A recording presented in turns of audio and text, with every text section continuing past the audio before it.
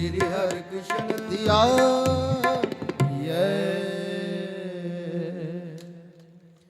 वाहिगुरु जी का खालसा वाहिगुरु जी की फतेह। ਵਾਹਿਗੁਰੂ ਸਾਹਿਬ ਜੀ।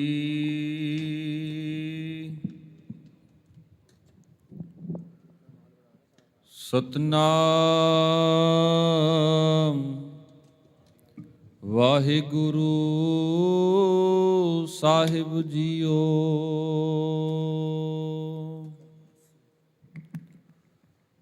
ਤੂੰ ਕਰਤਾ ਸਚਿਆਰ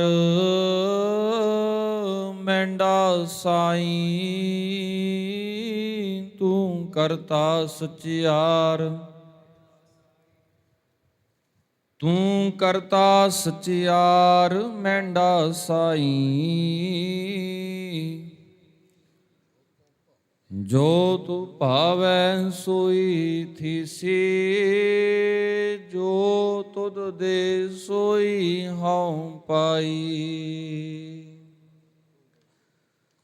ਸਭ ਤੇਰੀ ਤੂੰ ਸਭਨੀ ਧਿਆਇਆ, ਜਿਸਨੂੰ ਕਿਰਪਾ ਕਰੈ ਤਿਨ ਨਾਮ ਰਤਨ ਪਾਇਆ। ਗੁਰਮੁਖ ਲਾਦਾ ਮਨ ਮੁਖ ਗਵਾਇਆ,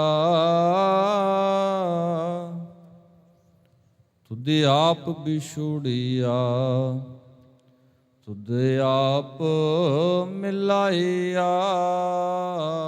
ਤੂੰ ਦਰਿਆਓ ਸਭ ਤੁਝ ਹੀ ਮਾਹੇ, ਤੁਝ ਬਿਨ ਦੂਜਾ ਕੋਈ ਨਾਹੀਂ। ਜੀ ਜੰਤ ਸਭ ਤੇਰਾ ਖੇਲ, ਵਿਜੋਗ ਮਿਲ ਵਿਛੜਿਆ ਸੰਜੋਗੀ ਮੇਲ।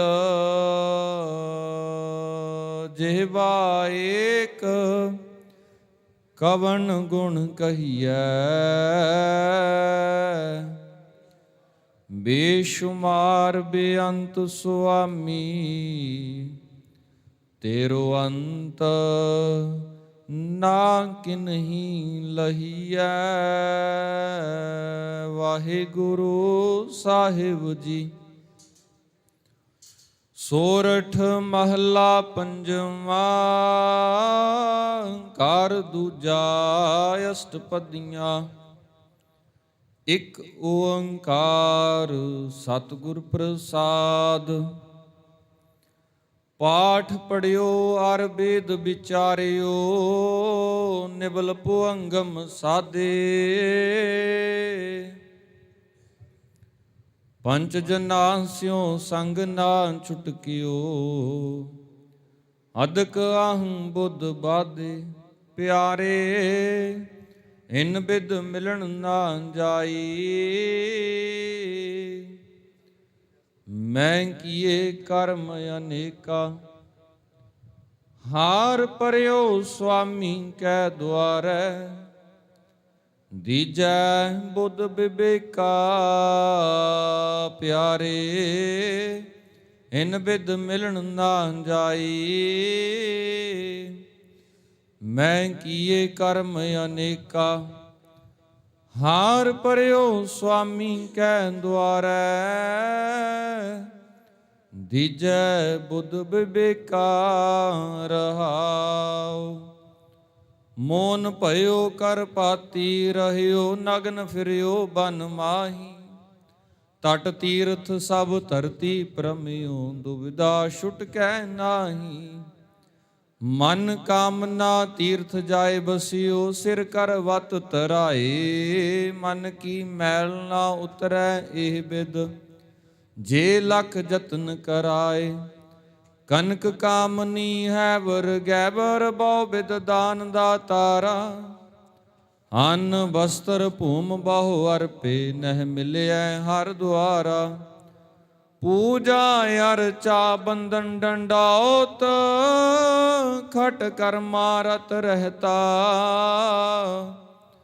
ਹਉ ਹਉ ਕਰਤ ਬੰਧਨ ਮੈਂ ਪਰਿਆ, ਨਹਿ ਮਿਲਿਆ ਇਹ ਜੁਗਤਾ, ਜੋਗ ਸਿੱਧ ਆਸਣ 84।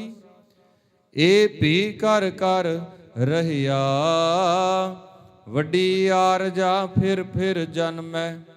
ਹਰ ਸਿਉ ਸੰਗ ਨਾ ਗਹਿਆ, ਰਾਜ ਲੀਲਾ ਰਾਜਨ ਕੀ ਰਚਨਾ। ਕਰਿਆ ਹੁਕਮ ਅਫਾਰਾ, ਸੇਜ ਸੋਨੀ ਚੰਦਨ ਚੂਆ। ਨਰਕ ਘੋਰ ਕਾ ਦੁਆਰਾ, ਹਰ ਕੀਰਤ ਸਾਧ ਸੰਗਤ ਹੈ। ਸਿਰ ਕਰਮਨ ਕੈ ਕਰਮਾ, ਕਹੋ ਨਾਨਕ ਤਿਸ ਪਇਓ ਪ੍ਰਾਪਤ। ਜਿਸ ਪੁਰਬ ਲਿਖੇ ਕਾ ਲਹਿਣਾ, ਤੇਰੋ ਸੇਵਕ ਇਹ ਰੰਗ ਮਾਤਾ। ਪਇਓ ਕਿਰਪਾਲ ਦੀਨ ਦੁਖ ਭੰਜਨਾ, ਹਰ ਹਰ ਕੀਰਤਨ ਮੈਂ ਏ ਮਨ ਰਾਤਾ। ਤੇਰੋ ਸੇਵਕ ਏ ਰੰਗ ਮਾਤਾ, ਪਇਓ ਕਿਰਪਾਲ ਦੀਨ ਦੁਖ ਭੰਜਨਾ। ਹਰ ਹਰ ਕੀਰਤਨ ਇਹ ਮਨ ਰਾਤਾ। ਰਹਾਉ ਦੂਜਾ ਪਰਮ ਸਨਮਾਨ ਰੂਪ, ਜੁਗੋ ਜੁਗ ਅਟਲ। ਸਰਬ ਕਲਾ ਭਰਪੂਰ, ਚਵਰ ਛਤਰ ਤਖਤ ਦੇ ਮਾਲਕ, ਬਾਲੀਏ ਕੁਲ ਆਲਮ। ਦੋ ਜਹਾਨ ਦੇ ਰਹਿਬਰ, ਕੁੱਲ ਦੁਨੀਆ ਦੇ ਮਾਲਕ। ਨਿਮਾਣਿਆਂ ਦੇ ਮਾਣ, ਸੱਚੇ ਪਾਤਸ਼ਾਹ ਨਿਤਾਣਿਆਂ ਦੇ ਤਾਣ। ਗਰੀਬ ਨਿਵਾਜ ਧੰਨ ਧੰਨ ਸਾਹਿਬ ਸ੍ਰੀ ਗੁਰੂ ਗ੍ਰੰਥ ਸਾਹਿਬ ਮਹਾਰਾਜ ਸੱਚੇ ਪਾਤਸ਼ਾਹ ਜੀ। ਤਿੰਨਾਂ ਦੀ ਪਾਵਨ ਪਵਿੱਤਰ ਹਜ਼ੂਰੀ ਦੇ ਵਿੱਚ ਬੈਠ ਕੇ ਅਸਾਂ ਸਾਰੇ ਹੀ ਸਾਹਿਬ ਸੱਚੇ ਪਾਤਸ਼ਾਹ ਜੀ ਦੀ ਅੰਮ੍ਰਿਤ ਬਾਣੀ ਦੇ ਨਾਲ ਗੁਰੂ ਚਰਨਾਂ ਦੇ ਵਿੱਚ ਬੈਠ ਕੇ ਬੜੇ ਪ੍ਰੇਮ ਪਿਆਰ ਦੇ ਨਾਲ ਸਾਂਝ ਬਣਾ ਰਹੇ ਸਾਂ। ਚੱਲ ਰਹੀ ਧੰਨ ਧੰਨ ਸਾਹਿਬ ਸ੍ਰੀ ਗੁਰੂ ਗ੍ਰੰਥ ਸਾਹਿਬ ਮਹਾਰਾਜ ਪਾਤਸ਼ਾਹ ਜੀ ਦੀ ਲੜੀਵਾਰ ਕਥਾ ਵਿਚਾਰ ਧਾਰਾ। ਤਿਸ ਲੜੀ ਦੇ ਤਹਿਤ ਅਸਾਂ ਸਾਰਿਆਂ ਨੇ ਹੀ ਅੰਮ੍ਰਿਤਮਈ ਪਾਵਨ ਸ਼ਬਦ ਦਾ ਪਾਠ ਰਲ ਮਿਲ ਕੇ ਸਰਵਣ ਕਰਨਾ ਕੀਤਾ ਹੈ। ਪਾਵਨ ਸ਼ਬਦ ਧੰਨ ਸੱਚੇ ਪਾਤਸ਼ਾਹ ਗੁਰੂ ਅਰਜਨ ਮਹਾਰਾਜ ਪਾਤਸ਼ਾਹ ਜੀ ਦੀ ਮੁਬਾਰਕ ਰਸਨਾ ਤੋਂ ਉਚਾਰਨ ਕੀਤਾ ਹੋਇਆ 641-42 ਨੰਬਰ ਅੰਗ ਦੇ ਉੱਤੇ ਸੁਭਾਏ ਮਾਨ ਹੈ। ਅਸਾਂ ਸ਼ਬਦ ਦਾ ਪਾਠ ਸਾਰਾ ਸ਼ਰਵਣ ਕਰਨਾ ਕੀਤਾ ਹੈ। ਵੈਸੇ ਅਸਾਂ ਨੇ ਵਿਚਾਰ ਕੱਲ ਵੀ ਸ਼ਬਦ ਦੀ ਕੀਤੀ ਸੀ, 4 ਪਾਵਨ ਬੰਦਾਂ ਦੀ। ਸਾਰਾ ਸ਼ਬਦ ਪੜ੍ਹਨ ਦਾ ਭਾਵ ਕਿ ਇਸ ਸ਼ਬਦ ਦੇ ਵਿੱਚ 2 ਰਹਾਉ ਵਾਲੇ ਬੰਦ ਨੇ, ਤੇ ਜਦੋਂ ਤੱਕ ਅਸੀਂ ਪਹਿਲੇ ਰਹਾਉ ਵਾਲੇ ਬੰਦ ਨੂੰ ਨਹੀਂ ਪੜਾਂਗੇ ਸਾਨੂੰ ਦੂਜੇ ਦੀ ਸਮਝ ਨਹੀਂ ਪੈਣੀ। ਗੁਰੂ ਸਾਹਿਬ ਜੀ ਨੇ ਰਹਾਉ ਵਾਲਾ ਬੰਦ ਦੂਜਾ ਕਿਉਂ ਦਿੱਤਾ ਹੈ, ਤੇ ਜੇ ਦੂਜਾ ਦਿੱਤਾ ਹੈ ਤੇ ਪਹਿਲਾ ਵੀ ਹੋਣਾ ਹੈ, ਤੇ ਪਹਿਲੇ ਦੇ ਵਿੱਚ ਕੀ ਕਿਹਾ ਹੈ। ਆਓ ਜਿੱਥੇ ਅਸਾਂ ਕੱਲ ਵਿਚਾਰ ਕੀਤੀ ਸੀ, ਅਗਲੇਰੀਆਂ ਵਿਚਾਰਾਂ ਆਰੰਭ ਕਰਨ ਤੋਂ ਪਹਿਲਾਂ ਗੁਰੂ ਘਰ ਦੀ ਮਰਿਆਦਾ ਨੂੰ ਬੜੇ ਅਦਬ ਸਤਿਕਾਰ ਦੇ ਨਾਲ ਨਿਭਾਈਏ। ਦੋਨੇ ਹੱਥ ਜੋੜ ਬੁਲਾਓ ਫਤਿਹ, ਆਖੋ ਜੀ ਵਾਹਿਗੁਰੂ ਜੀ ਕਾ ਖਾਲਸਾ ਵਾਹਿਗੁਰੂ ਜੀ ਕੀ ਫਤਿਹ। ਪਾਵਨ ਬਚਨਾਂ ਦੇ ਸਦਕਾ ਗਰੀਬ ਨਿਵਾਜ ਪਿਤਾ ਜੀ ਨੇ ਜ਼ਿਕਰ ਕੀਤਾ ਹੈ, ਰੱਬ ਦੀ ਪ੍ਰਾਪਤੀ ਕਰਨ ਦੇ ਲਈ, ਰੱਬ ਦਾ ਸੰਗ ਕਰਨ ਦੇ ਲਈ ਕੀ ਕਰਨਾ ਚਾਹੀਦਾ ਹੈ ਤੇ ਕੀ ਨਹੀਂ ਕਰਨਾ ਚਾਹੀਦਾ ਹੈ। ਸੰਸਾਰ ਨੇ ਕਿਹੜੀਆਂ ਜੁਗਤਾਂ ਅਪਣਾਈਆਂ ਹੋਈਆਂ ਨੇ, ਕੀ ਉਹ ਜੁਗਤਾਂ ਠੀਕ ਨੇ, ਕੀ ਉਹ ਜੁਗਤਾਂ ਗਲਤ ਨੇ। ਕਿ ਜਿਹੜਾ ਢੰਗ ਤਰੀਕਾ ਰੱਬ ਨੂੰ ਮਿਲਣ ਦਾ ਅਪਣਾਇਆ ਹੋਇਆ ਹੈ ਉਸ ਦੇ ਨਾਲ ਮਿਲ ਪੈਂਦਾ ਹੈ ਕਿ ਨਹੀਂ ਮਿਲਦਾ। ਜੇ ਮਿਲਦਾ ਹੈ ਫਿਰ ਉਹ ਕਿਹੜੀ ਜੁਗਤ ਹੈ ਜਿਹੜੀ ਗੁਰੂ ਸਾਹਿਬ ਜੀ ਨੇ ਗੱਲ ਕੀਤੀ ਹੈ। ਤੇ ਗੌਰ ਕਰਿਓ, ਅਸਾਂ ਨੇ ਵਿਚਾਰਿਆ ਸੀ, ਪਿਆਰੇ ਇਨ ਬਿਦ ਮਿਲਣ ਨਾ ਜਾਈ, ਮੈਂ ਕੀਏ ਕਰਮ ਅਨੇਕਾ। ਅਨੇਕਾ ਕਰਮ ਕੀਤੇ ਕਹਿੰਦੇ ਇਹਨਾਂ ਦੇ ਨਾਲ ਮਿਲਿਆ ਨਹੀਂ ਜਾਣਾ। ਕਿਹੜੇ ਕਿਹੜੇ ਕਰਮ ਅਸਾਂ ਕੱਲ ਵਿਚਾਰੇ, ਪਾਠ ਪੜਿਓ ਅਰ ਵੇਦ ਵਿਚਾਰਿਓ। ਪਾਠ ਪੜਿਆ, ਵੇਦ ਵਿਚਾਰੇ, ਸਿੱਧ ਆਸਣ ਵੀ ਲਾ ਲਏ। ਪਰ ਕਹਿੰਦੇ ਇਹਨਾਂ ਲਾਉਣ ਦਾ ਫਰਕ ਪੈਣਾ ਚਾਹੀਦਾ ਸੀਗਾ, ਅਸਰ ਹੋਣਾ ਚਾਹੀਦਾ ਸੀਗਾ। ਇਨਸਾਨੀ ਜੀਵ ਦੇ ਅੰਦਰੋਂ ਵਿਕਾਰ ਖਤਮ ਹੋਣੇ, ਪਰ ਕਹਿੰਦੇ ਇਹ ਵਿਕਾਰ ਖਤਮ ਨਹੀਂ ਹੋਏ, ਸਗੋਂ ਦੀ ਹੋਰ ਵੱਧ ਗਏ। ਅਸੀਂ ਡਾਕਟਰ ਦੇ ਕੋਲੇ ਜਾਂਦੇ ਆ, ਜਿਸ ਡਾਕਟਰ ਦੇ ਕੋਲੇ ਦਵਾਈ ਲਿੱਤਿਆਂ ਫਰਕ ਨਹੀਂ ਪਵੇ, ਅਸੀਂ ਉਸ ਨੂੰ ਕਹਿੰਦੇ ਆ ਵੀ ਭਾਈ ਛੱਡ ਦਿਓ, ਅਸੀਂ ਕਿਸੇ ਹੋਰ ਕੋਲੇ ਲੈ ਲਾਂਗੇ। ਪਾਠ ਪੜ੍ਹਿਆ ਵੀ ਜੇਕਰ ਅਸਰ ਨਹੀਂ ਹੋਇਆ ਤਾਂ ਇਹਦਾ ਮਤਲਬ ਪਾਠ ਦੇ ਵਿੱਚ ਕੋਈ ਗਲਤੀ ਨਹੀਂ। ਪਾਠ ਦੇ ਵਿੱਚ ਗਲਤੀ ਨਹੀਂ ਕਹਿ ਸਕਦੇ। ਬਾਣੀ ਪਰਪੱਕ ਹੈ, ਭਰਪੂਰਨ ਹੈ, ਗੁਰੂ ਪੂਰਾ ਹੈ, ਗੁਰੂ ਅਧੂਰਾ ਨਹੀਂ ਹੈ।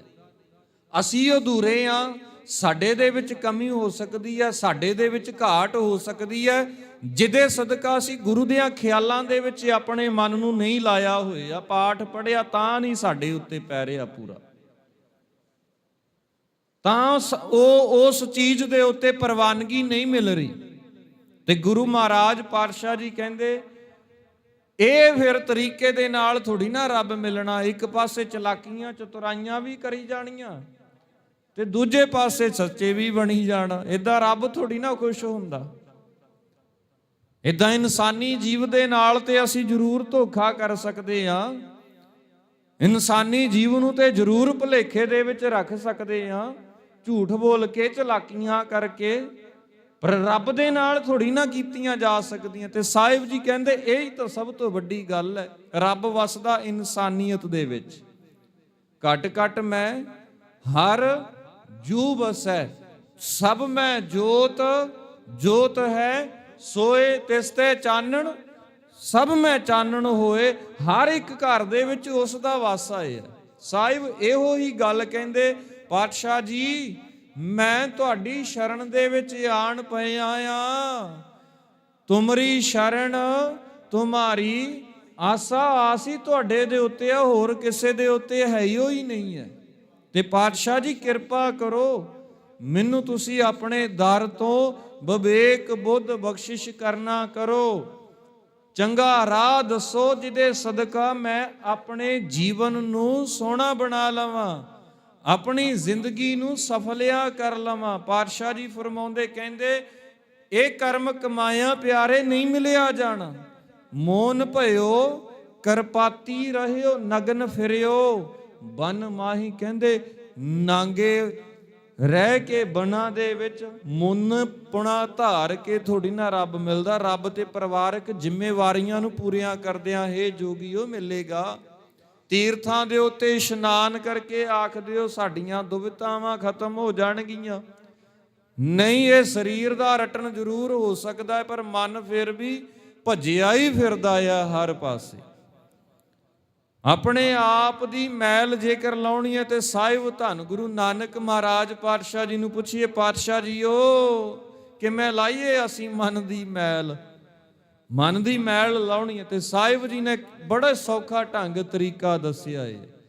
ਗੁਰੂ ਨਾਨਕ ਮਹਾਰਾਜ ਪਾਤਸ਼ਾਹ ਜੀ ਜਪਜੀ ਸਾਹਿਬ ਪਾਵਨ ਬਾਣੀ ਦੇ ਵਿੱਚ ਫਰਮਾਉਂਦੇ ਕਹਿੰਦੇ ਭਰੀਆ ਹੱਥ ਪੈਰ ਤਨ ਦੇ ਪਾਣੀ ਧੋਤੈ ਉਤਰਸ ਖੇ, ਮੂਤ ਪਲੀਤੀ ਕਪੜ ਹੋਏ ਦੇ ਸਾਬੁਣ ਲਈਆ ਉਹ ਧੋਏ। ਜੇਕਰ ਸਾਡਾ ਤਨ ਸਾਡੇ ਵਸਤਰ ਮੈਲ ਦੇ ਨਾਲ, ਘੱਟੇ ਮਿੱਟੀ ਦੇ ਨਾਲ, ਮਲ ਮੂਤਰ ਦੇ ਨਾਲ ਭਰ ਜਾਣ, ਕਹਿੰਦੇ ਸਾਬਣ ਦੇ ਨਾਲ, ਪਾਣੀ ਦੇ ਨਾਲ ਧੋਤਾ ਜਾ ਸਕਦਾ ਹੈ।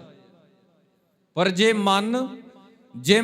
ਮਤ ਮੈਲੀ ਹੋ ਜਾਏ, ਇਸ ਦੇ ਅੰਦਰ ਪਾਪ ਆ ਜਾਣ, ਫਿਰ ਕਿਹੜੀ ਤਰੀਕਾ ਜੁਗਤੇ ਅਪਣਾਈਏ? ਭਰੀਐ ਮਤ ਪਾਪਾਂ ਕੈ ਸੰਗ। ਕਹਿੰਦੇ ਜੇ ਪਾਪਾਂ ਦਾ ਸੰਗ ਕਰਦਿਆਂ ਮੈਲੀ ਹੋ ਜਾਏ, ਹੈਗਾ ਕੋਈ ਜੀ ਪਾਣੀ ਡਿਟਰਜੈਂਟ, ਕੋਈ ਸਾਬਣ ਸਰਫੈਕਸ ਸਰਬ ਹੋਵੇ ਵੀ ਜਿਹੜਾ ਮਨ ਦੇ ਵਿੱਚ ਘੋਲ ਕੇ ਹੀ ਪਾ ਦਈਏ ਅਸੀਂ, ਸਾਫ਼ ਹੋ ਜੇ।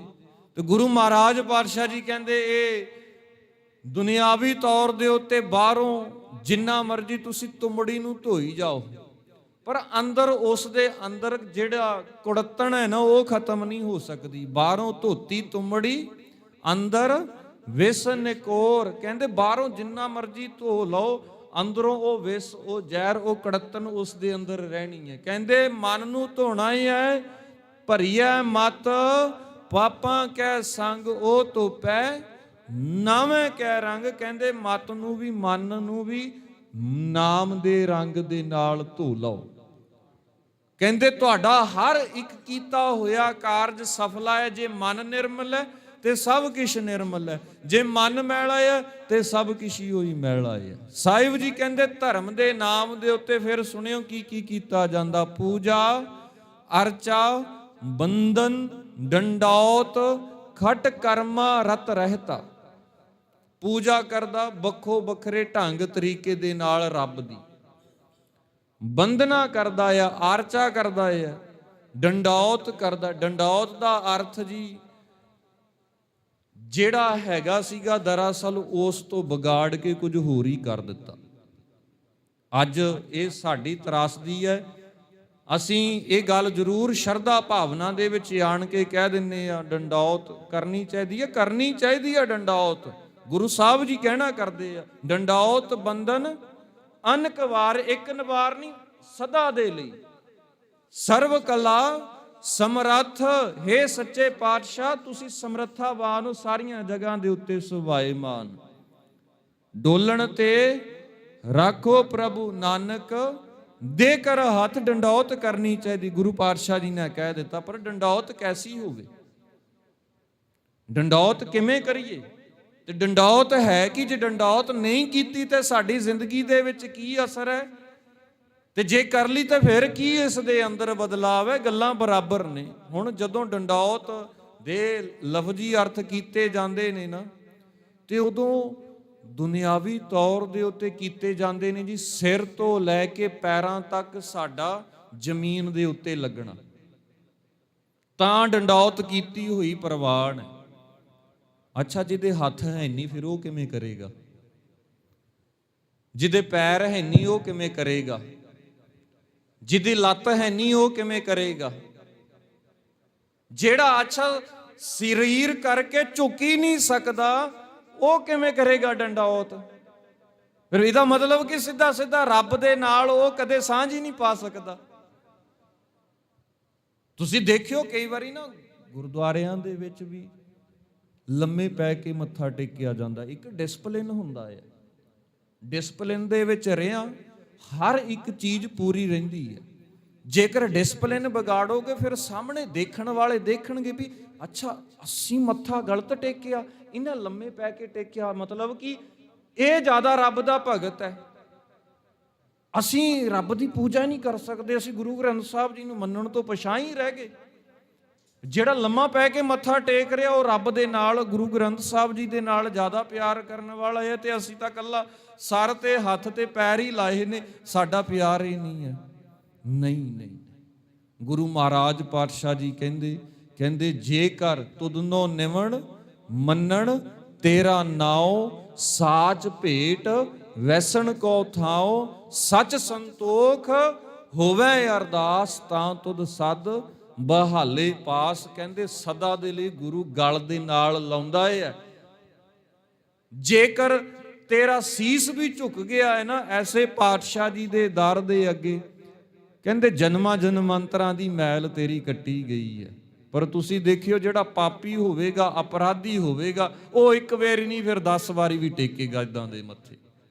ਅਪਰਾਧੀ ਦੂਣਾ ਨਿਵੇਂ ਜੋ ਹੰਤਾ ਮਿਰਗਾਹੇ, ਸੀਸ ਨਿਵਾਏ ਕਿਆ ਥੀਐ ਜਾਂ ਹਿਰਦੈ ਕਸੁੱਧੇ ਜਾਏ। ਕਹਿੰਦੇ ਇਹ ਆ ਕੁਝ ਹੋ ਰਿਹਾ, ਹੋਰ ਨਹੀਂ ਕੋਈ। ਇਹ ਬਾਹਰੋਂ ਇੱਕ ਭੁਲੇਖਾ ਪਾਇਆ ਜਾ ਰਿਹਾ ਵੀ ਅਸੀਂ ਥੋੜਾ ਕਰ ਜ਼ਿਆਦਾ ਕਰਨ ਵਾਲੇ ਆ, ਨਹੀਂ, ਉਹ ਮੈਲ ਹੈ ਅੰਦਰ, ਉਹ ਕਰਨ ਦੇ ਲਈ ਕਹਿ ਰਹੀ ਆ ਵੀ ਹਾਂ ਇਹਦੇ ਨਾਲ ਗੁਜ਼ਾਰਾ ਹੋਣਾ ਜਾਂ ਨਹੀਂ ਤਾਂ ਪਾਪਾਂ ਦੇ ਭਾਗੀ ਬਣਨਾ, ਨਰਕਾਂ ਦੇ ਵਿੱਚ ਹੀ ਜਾਣਾ ਹੀ ਹੈ। ਤੇ ਗੁਰੂ ਸਾਹਿਬ ਜੀ ਕਹਿੰਦੇ ਪੂਜਾ ਅਰਚਾ ਬੰਧਨ ਡੰਡੌਤ ਖਟ ਕਰਮ ਰਤ ਰਹਿਤਾ। ਅਗਲੀ ਗੱਲ ਵੀ ਸੁਣਿਓ, ਕਹਿੰਦੇ ਹਾਉ ਹਾਉ ਕਰਤ ਬੰਧਨ ਮੈਂ ਪਰਿਆ, ਨਹਿ ਮਿਲਿਆ ਇਹ ਜੁਗਤਾ। ਹੈ ਪਿਆਰੇ, ਹਾਉ ਹਾਉ ਵੀ ਇਹ ਸਭ ਕੁਛ ਮੇਰਾ, ਇਹ ਸਭ ਕੁਛ ਮੇਰਾ। ਬੰਧਨ ਮੈਂ ਪਰਿਆ ਇੱਕ ਨਹੀਂ, ਹਜ਼ਾਰਾਂ ਹੀ ਬੰਧਨ ਇਕੱਠੇ ਕਰ ਲਏ, ਨਹਿ ਮਿਲਿਆ ਇਹ ਜੁਗਤਾ। ਕਹਿੰਦੇ ਇਹ ਜੁਗਤ ਹੈ ਹੀ ਨਹੀਂ ਰੱਬ ਨੂੰ ਮਿਲਣ ਦੀ। ਫਿਰ ਅੱਗੇ ਸੁਣਿਓ, ਕਹਿੰਦੇ ਜੋਗ ਸਿੱਧ ਆਸਣ 84, ਇਹ ਪੀ ਕਰ ਕਰ ਰਹਿਆ, ਵੱਡੀ ਆਰਜਾ ਫਿਰ ਜਨਮੈ, ਹਰ ਸਿਉ ਸੰਗ ਨਾ ਗਹਿਆ। ਕਹਿੰਦੇ ਹਰੀ ਦੇ ਨਾਲ ਸੰਗ ਫਿਰ ਵੀ ਨਹੀਂ। ਜੋਗਾਂ ਦੇ ਆਸਣ ਕਰ ਲਏ 84, ਫਿਰ ਵੀ ਪਾਤਸ਼ਾਹ ਜੀ ਕਹਿੰਦੇ ਰਹਿ ਗਿਆ। ਪਰ ਜੇਕਰ ਆਸਣ ਲਾਉਣਾ ਹੀ ਆ ਨਾ, ਗੁਰੂ ਮਹਾਰਾਜ ਪਾਤਸ਼ਾਹ ਜੀ ਕਹਿੰਦੇ ਮਨ ਦਾ ਆਸਣ ਲਾ ਲਓ। ਮਨ ਨੂੰ ਇੱਕ ਵਾਰੀ ਗੁਰੂ ਚਰਨਾਂ ਦੇ ਵਿੱਚ ਲਾ ਲਓ। ਤੁਹਾਡਾ ਸੰਸਾਰ ਦੇ ਵਿੱਚ ਤੁਰਦਿਆਂ ਫਿਰਦਿਆਂ ਜੇਕਰ ਮਨ ਪ੍ਰਭੂ ਦੀਆਂ ਚਰਨਾਂ ਦੇ ਵਿੱਚ ਵੀ ਲੱਗਿਆ ਆ, ਇਹ ਵੀ ਇੱਕ ਵੱਡਾ ਆਸਣ ਹੈ। ਇਹਦੇ ਤੋਂ ਵੱਡਾ ਕੋਈ ਹੋਰ ਹੈ ਹੀ ਨਹੀਂ। ਸਫ਼ਰ ਕਰਦੇ ਹੋ, ਜੇ ਰੱਬ ਚੇਤੇ ਆ, ਜੇ ਵਾਹਿਗੁਰੂ ਚੇਤੇ ਆ, ਜੇ ਸਾਡੇ ਦੇ ਵਿੱਚ ਇਨਸਾਨੀਅਤ ਚੇਤੇ ਆ, ਇਹ ਸਭ ਤੋਂ ਵੱਡਾ ਆਸਣ ਹੈ।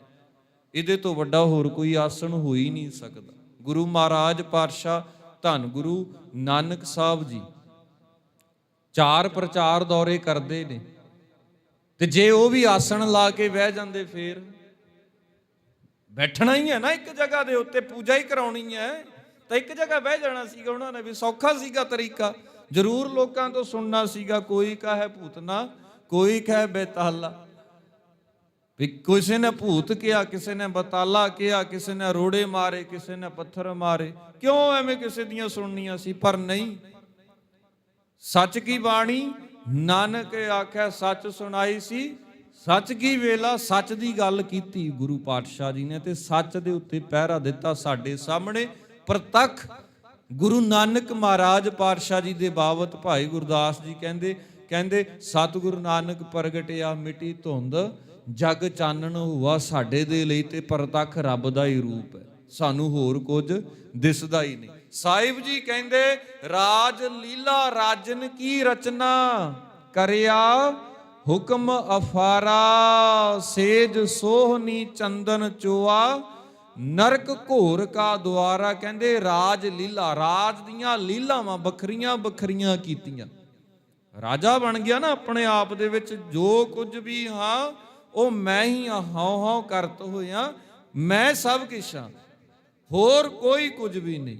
ਕਹਿੰਦੇ ਕਰਿਆ ਹੁਕਮ ਅਫਾਰਾ, ਮਨ ਮਰਜ਼ੀਆਂ ਦੇ ਹੁਕਮ ਕੀਤੇ।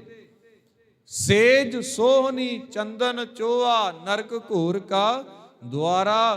ਕਹਿੰਦੇ ਸੋਹਣੀਆਂ ਸੋਹਣੀਆਂ ਸੇਜਾਂ, ਸੋਹਣੇ ਸੋਹਣੇ ਭੋਗ ਵਿਲਾਸ, ਸੋਹਣੇ ਸੋਹਣੇ ਕਰਮ। ਕਹਿੰਦੇ ਦੇਖਣ ਨੂੰ ਤੇ ਬਹੁਤ ਲਿਸ਼ਕੇ ਬੁਸ਼ਕੇ ਲੱਗਦੇ ਨੇ, ਪਰ ਇਹਨਾਂ ਦੇ ਨਾਲ ਸੁੱਖ ਨਹੀਂ ਹੈ, ਇਹਨਾਂ ਦੇ ਨਾਲ ਚਾਅ, ਇਹਨਾਂ ਦੇ ਨਾਲ ਟਿਕਾ ਨਹੀਂ ਆ। ਹਾਂ, ਦੁਨਿਆਵੀ ਤੌਰ ਦੇ ਉੱਤੇ ਇਨਸਾਨੀ ਜੀਵ ਸੁੱਖ ਦੇ ਸਾਧਨ ਪੈਸਿਆਂ ਦੇ ਨਾਲ ਜ਼ਰੂਰ ਖਰੀਦ ਸਕਦਾ ਹੈ, ਪਰ ਮਨ ਦੀ ਸ਼ਾਂਤੀ, ਮਨ ਦਾ ਟਿਕਾਓ, ਮਨ ਦਾ ਚਾਅ ਪੈਸਿਆਂ ਦੇ ਨਾਲ ਨਹੀਂ ਖਰੀਦਿਆ ਜਾ ਸਕਦਾ। ਕਰ ਲੋ ਭਾਵੇਂ ਲੱਖਾਂ ਹੀ ਕੋਸ਼ਿਸ਼ਾਂ। ਵੱਡੇ ਵੱਡੇ ਪੈਸਿਆਂ ਵਾਲਿਆਂ ਨੂੰ ਵੀ ਦੇਖਿਓ, ਰਾਤ ਨੂੰ ਸੌਣ ਵੇਲੇ ਨੀਂਦ ਵਾਲੀਆਂ ਗੋਲੀਆਂ ਲੈਣੀਆਂ ਪੈਂਦੀਆਂ ਨੇ, ਫਿਰ ਕਹਿੰਦੇ ਜੀ ਅਸਰ ਨਹੀਂ ਕਰਦੀ, 2 ਖਾ ਲੈਂਦੇ ਆ। ਉਹ ਕੰਮ ਕਿੱਥੇ ਕਰਨਗੀਆਂ ਜਦ ਸਭ ਕੁਝ ਹੁਣ ਫਿਊਜ ਫਿਆਜ ਉੱਡੇ ਪਏ ਨੇ। ਤੇ ਗੁਰੂ ਸਾਹਿਬ ਜੀ ਨੇ ਇਹੋ ਹੀ ਗੱਲ ਕਹੀ ਹੈ, ਕਹਿੰਦੇ ਆਪਣਾ ਮਨ ਜੇਕਰ ਸਾਡਾ ਟਿਕਾ ਦੇ ਵਿੱਚ ਰਹੇਗਾ, ਸ਼ਾਂਤੀ ਦੇ ਵਿੱਚ ਰਹੇਗਾ, ਸਭ ਕੁਝ ਪ੍ਰਵਾਨ ਹੈ। ਅਸੀਂ ਸੁੱਖ ਦਾ ਸਾਹ ਲੈ ਸਕਦੇ ਹਾਂ। ਫੁੱਟਪਾਥ ਦੇ ਉੱਤੇ ਪਏ ਹੋਏ ਇਨਸਾਨ ਨੂੰ ਕਿਸੇ ਦੀ ਕੋਈ ਟੈਨਸ਼ਨ ਨਹੀਂ ਹੈ, ਰਾਹੀ ਜਾਂਦੇ ਨੇ, ਪਰ ਉਹ ਆਪਣੀ ਨੀਂਦਰੇ ਸੁੱਤਾ ਹੋਇਆ ਹੈ। ਉੱਠ ਕੇ ਸੋਚਦਾ ਯਾਰ ਮੇਰੇ ਕੋਲੇ ਹੈ ਵੀ ਕੁਝ ਵੀ ਨਹੀਂ, ਮੈਂ ਫੇਰ ਵੀ ਚੰਗੀ ਨੀਂਦ ਕਰ ਰਿਹਾ ਆ। ਇਹਨਾਂ ਦੇ ਕੋਲੇ ਘਰ ਵੀ ਹੈਗੇ ਨੇ, ਕਾਰਾਂ ਵੀ ਹੈਗੀਆਂ, ਗੱਡੀਆਂ ਵੀ ਹੈਗੀਆਂ, ਬੰਗਲੇ ਵੀ ਹੈਗੇ, ਇਹ ਦਿਨੇ ਰਾਤ ਹੀ ਭੱਜੇ ਫਿਰਦੇ ਨੇ, ਇਹ ਦਿਨੇ ਰਾਤ ਹੀ ਦੌੜੇ ਫਿਰਦੇ ਨੇ। ਹੈ ਤੇ ਇੱਕ ਲੌਜਿਕ ਵਾਲੀ ਗੱਲ ਵੀ ਉਹ ਤਾਂ ਸੁੱਖ ਦੀ ਨੀਂਦ ਲੈ ਰਿਹਾ, ਪਰ ਜਿਨ੍ਹਾਂ ਦੇ ਕੋਲੇ ਸਭ ਕੁਛ ਹੈ ਸੁੱਖ ਨਹੀਂ ਹੈ। ਗੁਰੂ ਪਾਤਸ਼ਾਹ ਜੀ ਕਹਿੰਦੇ ਇਹ ਸੁੱਖ ਗੁਰੂ ਦੀ ਸੰਗਤ ਦੇ ਵਿੱਚੋਂ ਮਿਲੇਗਾ। ਗੁਰੂ ਦੀ ਸੰਗਤ ਕੀਤਿਆਂ ਮਨ ਦੇ ਵਿੱਚ ਟਿਕਾਓ ਹੈ। ਮੇਰੇ ਮਾਧੋ ਜੀ ਸਤ ਸੰਗਤ ਮਿਲੈ ਸੋ ਤਰਿਆ, ਗੁਰ ਪ੍ਰਸਾਦ ਪਰਮ ਪਦ ਪਾਇਆ, ਸੁਕੇ ਕਾਸ਼ਟ ਹਰਿਆ। हे ਪਾਤਸ਼ਾਹ, ਤੇਰਿਆਂ ਬਚਨਾਂ ਨੂੰ, ਤੇਰਿਆਂ ਖਿਆਲਾਂ ਨੂੰ ਹਿਰਦੇ ਵਿੱਚ ਵਸਾਇਆ, ਇਹ ਮਨ ਸਦਾ ਦੇ ਲਈ ਗਦ-ਗਦ ਰਹਿੰਦਾ ਹੈ। ਤੇ ਪਾਤਸ਼ਾਹ ਜੀ ਨੇ ਸ਼ਬਦ ਦੇ ਵਿੱਚ 6 ਬੰਦਾਂ ਦੇ ਵਿੱਚ 7 ਬੰਦਾਂ ਦੇ ਵਿੱਚ ਸਾਡੇ ਸਾਹਮਣੇ ਰੱਖੇ ਨੇ ਉਹ ਕਰਮ ਜਿਨ੍ਹਾਂ ਦੇ ਨਾਲ ਰੱਬ ਨੂੰ ਮਿਲਣ ਦੇ ਲਈ ਸੰਸਾਰ ਨੇ ਪੂਰਾ ਜ਼ੋਰ ਲਾਇਆ ਹੋਇਆ। ਪਰ ਪਾਤਸ਼ਾਹ ਜੀ ਕਹਿੰਦੇ ਨਹੀਂ, ਇਹ ਨਰਕ ਘੋਰ ਕਾ ਦੁਆਰਾ, ਇਹ ਦੁਆਰਾ ਨਰਕ ਘੋਰ ਵਾਲਾ ਹੈ। ਤੇ ਸਾਹਿਬ ਸੱਚੇ ਪਾਤਸ਼ਾਹ ਧੰਨ ਗੁਰੂ ਅਰਜਨ ਮਹਾਰਾਜ ਪਾਤਸ਼ਾਹ ਜੀ ਨੂੰ ਪੁੱਛੀਏ, ਸੱਚੇ ਪਾਤਸ਼ਾਹ ਉਹ ਕਿਹੜਾ ਦੁਆਰ ਹੈ ਜਿਸ ਦੁਆਰ ਦੇ ਉੱਤੇ ਗਈਆਂ ਸਦਾ ਦੇ ਲਈ ਤੇਰੀ ਕੀਰਤੀ ਹੁੰਦੀ ਹੈ, ਜਿਸ ਦੁਆਰ ਦੇ ਉੱਤੇ ਰਹਿੰਦਿਆਂ ਸਦਾ ਦੇ ਲਈ ਤੇਰੇ ਦੇ ਨਾਲ ਮਿਲਾਪ ਹੈ। ਤੇ ਸ਼ਬਦ ਦੇ ਅਗਲੀਆਂ ਪੰਕਤੀਆਂ ਦੇਖਿਓ, ਕਹਿੰਦੇ ਹਰ ਕੀਰਤ ਸਾਧ ਸੰਗਤ ਹੈ ਸਿਰ ਕਰਮਨ ਕੈ ਕਰਮ। ਕਹਿੰਦੇ ਹਰੀ ਦੀ ਕੀਰਤੀ, ਹਰੀ ਦੀ ਸੰਗਤ ਸਭ ਤੋਂ ਵੱਡੀ ਲਾਭਦਾਇਕ ਹੈ। ਕਹਿੰਦੇ ਇਹ ਸੰਗਤ ਦੇ ਵਿੱਚ ਆਈਆਂ, ਗੁਰੂ ਦਾ ਸੰਗ ਕੀਤਿਆਂ, ਪਸ਼ੂ ਪ੍ਰੇਤ ਮੁਗਧ ਕਉ ਤਾਰੇ ਪਾਹਨ ਪਾਰ ਉਤਾਰੇ। ਕਹਿੰਦੇ ਇਹ ਇਹਨਾਂ ਨੂੰ ਵੀ ਪਾਰ ਕਰਨ ਵਾਲੀ ਹੈ।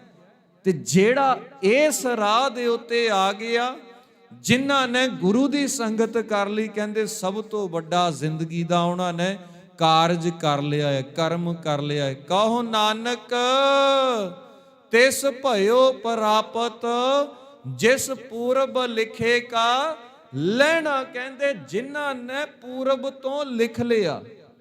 ਫਰੀਦ ਸਾਹਿਬ ਜੀ ਕਹਿੰਦੇ ਨੇ ਨਾ, ਫਰੀਦਾ ਜੇ ਤੂੰ ਅਕਲ ਲਤੀਫ ਕਾਲੇ ਲਿਖ ਨਾ ਲੇਖ, ਮਤਲਬ ਕਿ ਇਨਸਾਨੀ ਜੀਵ ਕਾਲੇ ਲੇਖ ਲਿਖ ਰਿਹਾ। ਤੇ ਗੁਰੂ ਮਹਾਰਾਜ ਪਾਤਸ਼ਾਹ ਜੀ ਕਹਿੰਦੇ ਜੇ ਕਾਲੇ ਇਨਸਾਨ ਲਿਖ ਰਿਹਾ ਤੇ ਫਿਰ ਚਿੱਟੇ ਵੀ ਇਨਸਾਨ ਨੇ ਹੀ ਲਿਖਣੇ ਨੇ ਕਿ ਨਹੀਂ ਜੀ। ਜੇ ਕਾਲੇ ਇਨਸਾਨ ਲਿਖ ਰਿਹਾ, ਔਗਣ ਗਾਲਾਂ ਜ਼ੁਬਾਨ ਦੇ ਵਿੱਚੋਂ ਜੇ ਇਨਸਾਨ ਕੱਢ ਰਿਹਾ, ਤੇ ਇਸ ਜ਼ੁਬਾਨ ਤੋਂ ਚੰਗਾ ਵੀ ਇਨਸਾਨ ਨਹੀਂ ਬੋਲਣਾ ਨਾ। ਜੇ ਕਿਸੇ ਦੇ ਲਈ ਇਹ ਮਾੜੇ ਬੋਲ ਬੋਲ ਰਹੀ ਹੈ ਜ਼ੁਬਾਨ, ਤੇ ਇਸੇ ਜ਼ੁਬਾਨ ਨੇ ਫਿਰ ਚੰਗੇ ਵੀ ਬੋਲਣੇ ਨੇ। ਆਪਾਂ ਰੱਬ ਨੂੰ ਫਿਰ ਵਿੱਚ ਨਾ ਲਿਆਈਏ ਜੀ, ਰੱਬ ਨੇ ਲੇਖਾ ਲਿਖਿਆ ਸੀਗਾ, ਅਸੀਂ ਤਾਂ ਇਸ ਜ਼ੁਬਾਨ ਚੋਂ ਮਾੜਾ ਬੋਲਿਆ। ਰੱਬ ਨੇ ਲੇਖਾ ਲਿਖਿਆ ਸੀਗਾ, ਅਸੀਂ ਤਾਂ ਫਲਾਣੇ ਬੰਦੇ ਦੇ ਨਾਲ ਇਦਾਂ ਬਿਹੇਵ ਕੀਤਾ। ਨਹੀਂ, ਅਸੀਂ ਰੱਬ ਨੂੰ ਕਿਉਂ ਲਿਆਈਏ? ਇਹ ਸਾਡਾ ਵਿਵਹਾਰ ਵੀ ਹੈਗਾ ਨਾ ਕਿਤੇ ਨਾ ਕਿਤੇ। ਗੁਰੂ ਪਾਤਸ਼ਾਹ ਜੀ ਕਹਿੰਦੇ ਇਹ ਲੇਖ ਕਾਲੇ ਨਾ ਲਿਖੋ, ਚੰਗੇ ਲੇਖ ਲਿਖ ਲਓ। ਜੇ ਸੁਭਾਓ ਸਾਡੇ ਵਿਚਾਰ, ਸਾਡੀ ਸੰਗਤ ਚੰਗੀ ਹੋਵੇਗੀ, ਗੁਰੂ ਸਾਹਿਬ ਜੀ ਨੇ ਉਸ ਨੂੰ ਪੂਰਬ ਲਿਖਿਆ ਹੈ।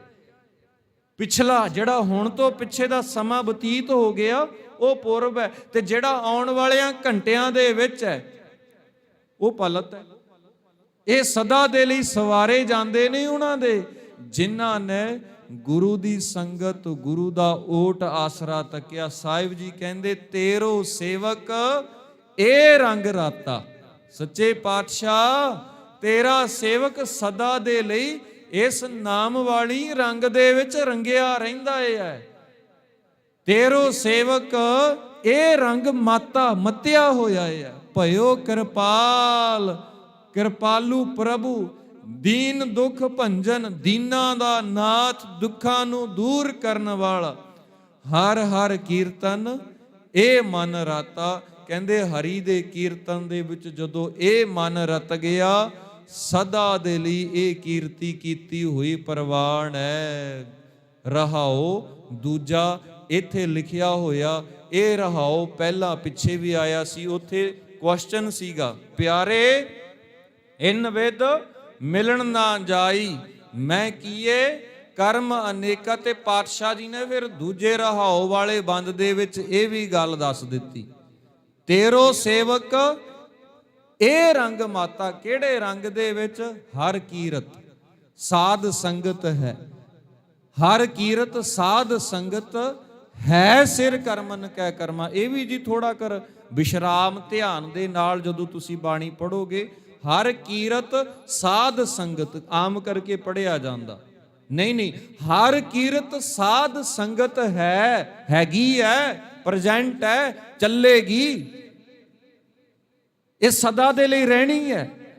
ਸਿਰ ਕਰਮਨ ਕੈ ਕਰਮਾ, ਸਭ ਤੋਂ ਵੱਡਾ ਕਰਮ ਇਹ ਹੈ। ਜੇ ਇਹ ਕਰਮ ਕਮਾ ਲਿਆ ਤੇ ਸਦਾ ਦੇ ਲਈ ਇਨਸਾਨੀ ਜੀਵ ਦਾ ਭਲਾ ਹੈ।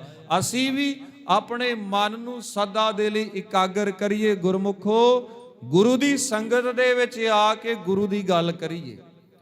ਦੁਨਿਆਵੀ ਗੱਲਾਂ ਨੂੰ, ਦੁਨਿਆਵੀ ਖਿਆਲਾਂ ਨੂੰ ਛੱਡਦਿਆਂ ਹੋਇਆਂ ਅਸੀਂ ਗੁਰੂ ਵਾਲੇ ਖਿਆਲ ਅਪਣਾ ਲਵਾਂਗੇ। ਸਾਡਾ ਗੁਰੂ ਦੀ ਸੰਗਤ ਦੇ ਵਿੱਚ ਬੈਠਾ ਹੋਇਆ ਸਫਲਾ ਹੈ। ਜੇਕਰ ਅਸੀਂ ਗੁਰੂ ਦੀ ਸੰਗਤ ਦੇ ਵਿੱਚ ਬੈਠਿਆਂ ਹੋਇਆਂ ਵੀ ਆਪਣੀਆਂ ਗੱਲਾਂ ਕਰਦੇ ਰਹੇ, ਆਪਣੀਆਂ ਖਿਆਲਾਂ ਦੇ ਵਿੱਚ ਜੁਟੇ ਰਹੇ, ਕਹਿੰਦੇ ਸਾਡੇ ਤੋਂ ਵੱਡਾ ਕੋਈ ਅਪਰਾਧੀ, ਸਾਡੇ ਤੋਂ ਵੱਡਾ ਕੋਈ ਪਾਪੀ ਨਹੀਂ ਹੋ ਸਕਦਾ, ਜਿਹੜਾ ਗੁਰੂ ਮਹਾਰਾਜ ਪਾਤਸ਼ਾਹ ਜੀ ਦੀ ਹਜ਼ੂਰੀ ਦੇ ਵਿੱਚ ਬੈਠਿਆ ਹੋਇਆ ਗੁਰੂ ਸਾਹਿਬ ਜੀ ਦੀ ਰਿਸਪੈਕਟ ਕਰਨ ਦੀ ਬਜਾਏ ਖੁਦ ਇਨਸਲਟ ਕਰ ਰਿਹਾ। ਇਹਦੇ ਪਾਪਾਂ ਦੇ ਭਾਗੀਦਾਰ ਅਸੀਂ ਆਪਾਂ ਨਾ ਬਣੀਏ। ਗੁਰੂ ਦਿਆਂ ਖਿਆਲਾਂ ਨੂੰ ਆਪਣੇ ਜ਼ਿੰਦਗੀ ਦੇ ਵਿੱਚ ਅਪਣਾਇਆ, ਸਦਾ ਦੇ ਲਈ ਆਪਣਾ ਜੀਵਨ ਸੋਹਣਾ ਸੁਚੱਜਾ ਬਣਾਈਏ। ਗੁਰੂ ਪਾਤਸ਼ਾਹ ਜੀ ਕਿਰਪਾ ਕਰਨ, ਭੁੱਲਾਂ ਦਾਸ ਦੀਆਂ ਬਚਨ ਸਾਹਿਬ ਜੀ ਦੇ ਸਮਝ ਕੇ ਹਿਰਦੇ ਵਿੱਚ ਵਸਾਉਣੇ। ਆਖੀਰ ਵਿੱਚ ਬੁਲਾਓ ਫਤਿਹ ਆਖੋ ਜੀ।